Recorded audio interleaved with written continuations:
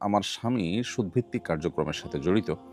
তাকে এই বিষয়ে ইসলামের নির্দেশনা জানিয়ে সতর্ক করলে বলেন, সুদের এই বিধান তখনকার সময়ের সুদের জন্য প্রযোজ্য ছিল।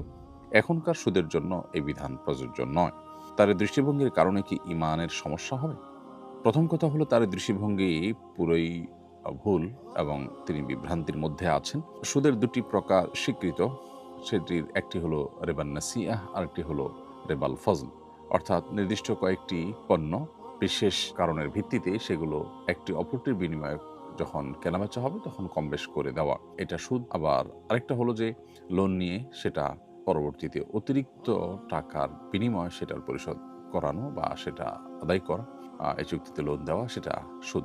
সেটাকে বলা হয় রিবা নাসিআ।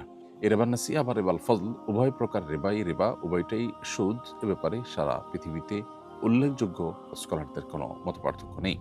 নবী করিম সাল্লাল্লাহু আলাইহি সাল্লামের সময় রিবাল ফজলের প্রচলন খুব বেশি ছিল, এটা ঠিক। কিন্তু রিবান নাসিআহ যেটা, সেটা সম্পর্কে সুস্পষ্ট বিভিন্ন রিওয়ায়াত রয়েছে এবং উলামায়ে কেরাম বিষয়ে একমত অলমোস্ট। একজন সালাফ বলেছেন, কুল্লু কারদিন জাররা নাফআন ফাহুয়া রিবা, যে লোন এর বিনিময়ে কোনো সুবিধা নেওয়া হয় সেটি সুদ।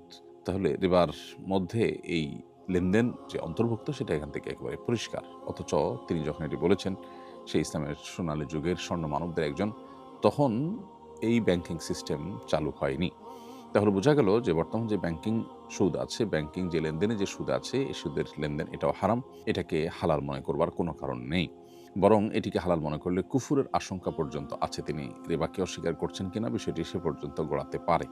সেটা অবশ্য ব্যাখ্যা সাপেক্ষ বিষয়। তো এইজন্য এ ধরনের বিশ্বাস থেকেই বেরিয়ে আসতে হবে। এটা সঠিক কোনো বিশ্বাস নয়। বরং সৌদি আরবের সাবেক গ্র্যান্ড মুফতি শেখ আব্দুল আজিজ বিন আব্দুল্লাহ বিন বাজ রাহমাতুল্লাহি আলাইহি, তিনি বলেছেন যে বর্তমানে যে ব্যাংকিং সিস্টেমে যে সুদ এর লেনদেন হয়ে থাকে, এর মধ্যে রিবান নাসিআ, রিবাল ফজল ২ টাই আছে। ২ টারই উপস্থিতি এখানে আছে। টাকাটা মূলত স্বর্ণেরই একটা রূপ।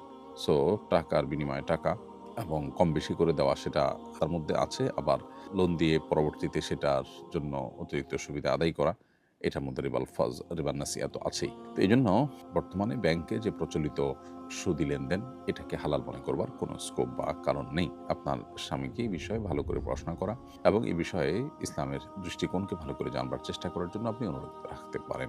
গুনাহর পর